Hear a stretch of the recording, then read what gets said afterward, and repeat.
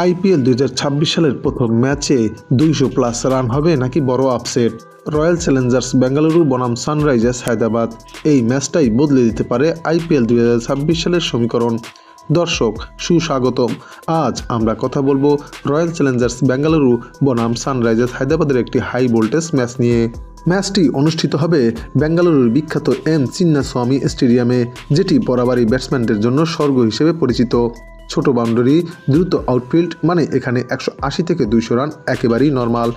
আরসিবির team analysis করতে গেলে বলতে হবে তাদের ব্যাটিং পাওয়ার হাউস। দলে আছেন বিরাট কোহলি, যিনি মাঠেই সবসময় ভয়ঙ্কর।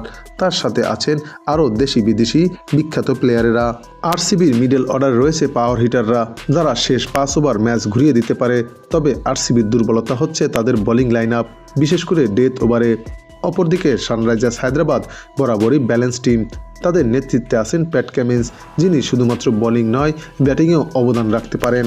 সানরাইজার্স হায়দ্রাবাদের বোলিং লাইন আপ অনেকটাই শক্তিশালী, বিশেষ করে পেস অ্যাটাকে ভেরিয়েশন রয়েছে, তবে ব্যাটিং মাঝে মাঝে চাপের মুখে পড়ে যায়। রয়্যাল চ্যালেঞ্জার্স বেঙ্গালুরু এবং সানরাইজার্স হায়দ্রাবাদের রিসেন্ট ফর্ম বিবেচনা করলে আরসিবি তাদের শেষ 5 ম্যাচে ভালো ফর্মে রয়েছে। সর্বশেষ 3টিতেই জয়লাভ করেছে তারা। অপরদিকে সানরাইজার্সও খারাপ নয়, তবে কিছু ম্যাচে ধারাবাহিকতা কম দেখা গেছে। বেঙ্গালুরুর চিন্নাস্বামী স্টেডিয়াম বরাবরই হাই স্কোরিং পিচ।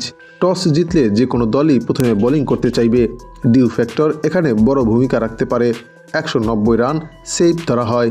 এই ম্যাচের কি ব্যাটেল বলতে সানরাইজার্স হায়দ্রাবাদের অভিষেক শর্মা এবং আরসিবির বিরাট কোহলির 2 তারকার দ্বৈরথ দেখা যেতে পারে, এবং তাদের খেলাতেই মূলত ম্যাচের ভাগ্য বদলে যাবে। এই ম্যাচের সব কিছু বিবেচনা করলে পিচ, ফর্ম এবং হোম অ্যাডভান্টেজ আরসিবি এগিয়ে থাকবে অনেকটাই।